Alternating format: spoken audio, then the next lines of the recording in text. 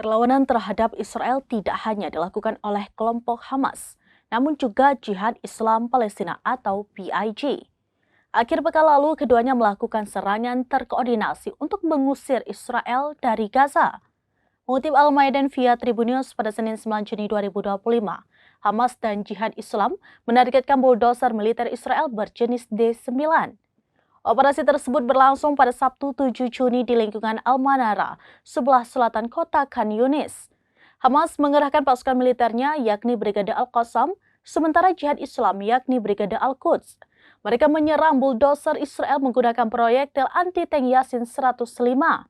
Serangan tersebut merupakan bagian dari kampanye yang lebih luas untuk mengganggu manuver militer Israel di Gaza.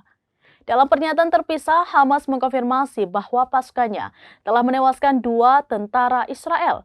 Pertempuran itu berlangsung di Jalan Al-Nazazi yang terletak di lingkungan Al-Shujayyah di bagian timur kota Gaza.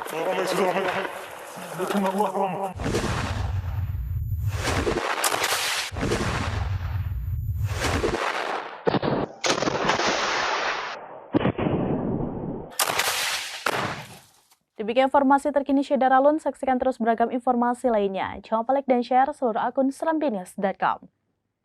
Download Tribun X sekarang, menghadirkan lokal menjadi Indonesia.